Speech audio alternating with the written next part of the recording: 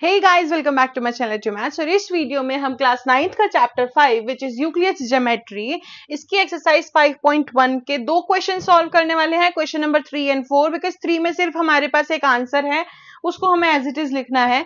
तो question number 3 से start करते हैं। Consider two postulates given below. यहाँ पे दो पोस्टुलेट्स यानी दो स्टेटमेंट हमें गिवन है। अब पोस्टुलेट और एक्सियम हम यूक्लिड ज्योमेट्री के पहले पढ़ चुके हैं। कहाँ पढ़ चुके हैं? हम इंट्रोडक्शन की वीडियो में पढ़ चुके हैं, तो अब जाके पहले वो देख लो। You will get to know postulates क्या होते हैं, एक्सियम क्या होते हैं और कौन कौन से होते हैं, उनको आपको एज इट इज याद करना होता है।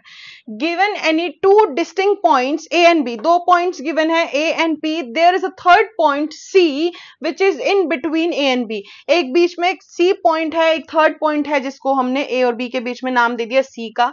सेकेंड है there exist at least 3 points that are not on the same line.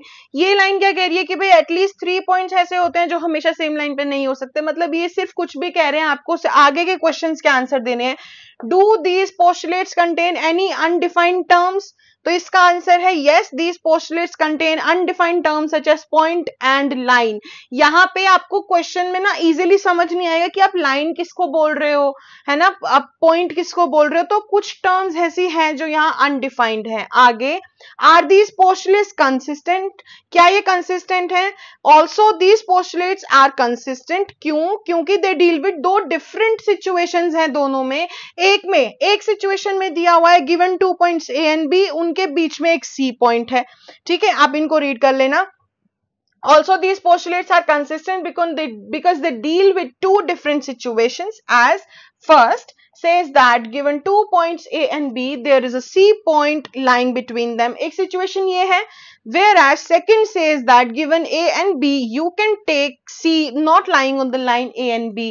दो अलग अलग situation दी हुई हैं, इसलिए दोनों ही point consistent हैं।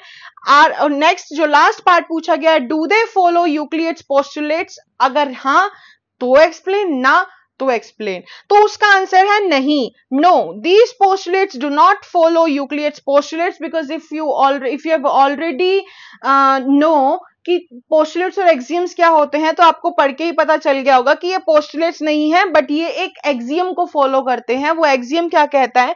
Given two distinct points there is a unique line passes through them. Simple सा एक्सियम है। अब ये क्वेश्चन जो है बहुत ही अजीब सा क्वेश्चन है, इसमें कुछ समझ आने वाली चीज थी भी नहीं, सिर्फ एक आंसर था ताकि आप लोग इसको थोड़ा बहुत समझ सको। नेक्स्ट क्वेश्चन पे मूव करते हैं, question number 4 which is much important than this.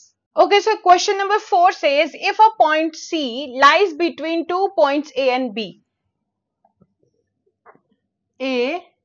B, C जो है इनके बीच में लाई कर रहा है, सच दैट आपको एक चीज गिवन है कि AC जो है वो BC के इक्वल है, ये आपको गिवन है। ठीक है, मतलब ये इसके इक्वल है। तो हमें प्रूफ करना है कि AC is equal to half of AB। AC जो है वो पूरे AB का आधा है। दिखने से तो पता चल रहा है कि भाई ये पूरी अगर 10 सेंटीमीटर की है, ये दोनों आपस में इक्वल है 5 और 5, तो ऑब्वियस सी बात है 10 का तो हाफ हुआ ना AC। बट स्टिल हमें एक्सप्लेन करना है विद फिगर मैंने बनाई दी है। अब हम एक काम करते हैं, ये इक्वेशन हम मान लेते हैं ये AC और BC इक्वल है, ये हमें गिवन है। इसमें मैं एक चीज और ऐड कर देती हूँ। अब देखो एक चीज देखो, अगर मैंने लिखा 2 इज इक्वल टू 2, फाइन, मैं दोनों में एक सेम चीज और ऐड कर दूं 1 और 1, तो आंसर तो फिर भी इक्वल ही आएगा ना। तो हम इसमें क्या कर सकते हैं, AC is equal to BC जो हमें गिवन है, मैं दोनों साइड AC और AC दोबारा से ऐड कर देती हूं।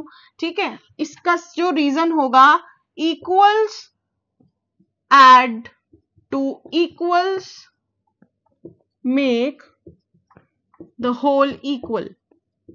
मतलब अगर दो इक्वल ही चीज को, मतलब AC और AC इक्वल है और AC और BC भी इक्वल गिवन है, इक्वल को मैंने इक्वल्स में ऐड कर दिया तो आंसर भी इक्वल ही आएगा। अब AC प्लस AC हो जाएगा twice of AC, BC plus AC, देखो BC प्लस AC, AB हो गया ना, फाइन।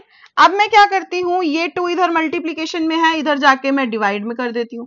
आंसर देखो क्या आ गया, AC is equal to half of AB।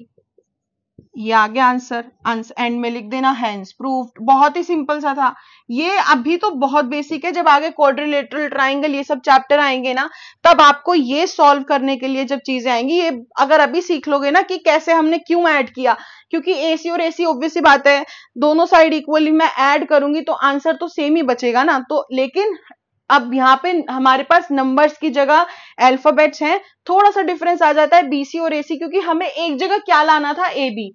AB लाने के लिए मुझे बीसी में एसी ऐड करना ही था, तो मैंने वो दूसरी साइड भी कर दिया, उधर ट्वाइस हो गया एसी का, सिंपल।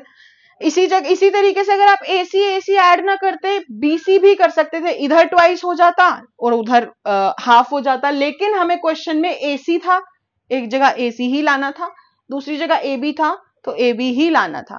ठीक है, तो ये यूक्लिड ज्योमेट्री आपको बहुत छोटे छोटे बेसिक समझा देता है, जो शायद आप सोचते भी नहीं हो कि ये भी जरूरी है आगे के लिए, लेकिन होते हैं।